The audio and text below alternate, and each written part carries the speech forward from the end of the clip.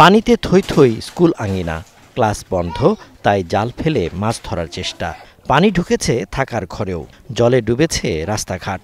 ভিতরে বাহিরে যতদূর চোখ যায় তিস্তা পারে শুধু পানি আর পানি। জলে ভাসা মানুষগুলোর দুর্ভোগের শেষ নেই।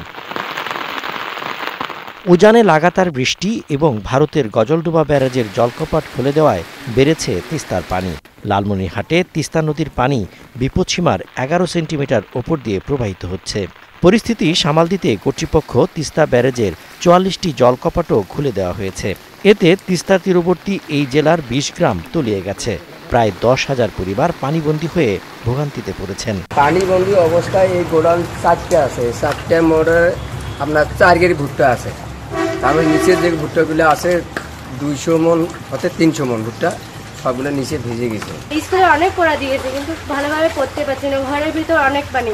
রাত থেকে খাওয়া দাওয়া নাই, চুলা সবকিছু বন্ধ হয়ে আছে, আমরা কি খেয়ে বাঁচব? পানিতে গ্রামীণ কাঁচা পাকা সড়ক, ফসলের মাঠ এবং সবজির ক্ষেত তলিয়ে গেছে। অনেক পুকুরের মাছও ভেসে গেছে। পানিবন্দী এলাকার মানুষ গবাদি পশু নিয়ে উঁচু স্থান, বাঁধ ও নিরাপদ স্থানে আশ্রয় নিচ্ছেন।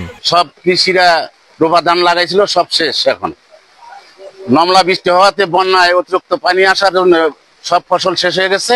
এখন কোনো ধান প্রফিলও আমাদের এই এলাকায় আসতেছে না। খুব দ্রুত আসে কিন্তু নেমে যায় খুব ধীরে, যার ফলে ৬টা মাস এই ভোগান্তিটা পোহাইতে হয় এলাকার মানুষের। লালমনিরহাট পানি উন্নয়ন বোর্ডের নির্বাহী প্রকৌশলী সুনীল কুমার জানান, আগামী ২৪ ঘন্টায় নদীর পানি আরও বাড়ার আশঙ্কা রয়েছে। তবে বৃষ্টি কমলে পানিও কমবে বলে জানিয়েছেন নীলফামারীর এ কর্মকর্তা। বৃষ্টির কারণে সকাল ৬টায় যে রিডিং ছিল 52.22, সেখান থেকে ৯টায় রিডিং হচ্ছে 52.20, ২ সেন্টি কমেছে।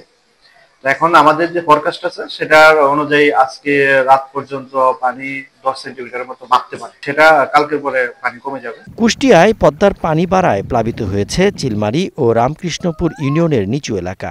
এতে ১৮টি বিদ্যালয়ের পাঠদান বন্ধ রয়েছে। পানির নিচে তলিয়ে গেছে ৫০০ হেক্টর জমির ফসল। ফারাক্কা বাঁধের সবগুলো গেট খুলে দেওয়ার পর কুষ্টিয়ায় অব্যাহতভাবে বৃদ্ধি পাচ্ছে পদ্মা নদীর পানি। আঙিনায় পানি ঢুকে পড়ায় বন্ধ করে দেওয়া হয়েছে ১৬টি সরকারি প্রাথমিক বিদ্যালয় ও ২টি মাধ্যমিক বিদ্যালয়ের পাঠদান কার্যক্রম। অন্তত ২০,০০০ পরিবার পানিবন্দী হয়ে পড়েছেন। রেকর্ড পরিমাণ ভারী বৃষ্টিপাতে নীলফামারীর ডিমলা ও জলঢাকা উপজেলার তিস্তা তীরবর্তী বেশ কয়েকটি গ্রামে দেখা দিয়েছে বন্যা ও নদী ভাঙন। নদী এলাকায় শত শত পরিবার পানিবন্দী হয়ে পড়েছেন। সজীব সাদিক, স্টার নিউজ।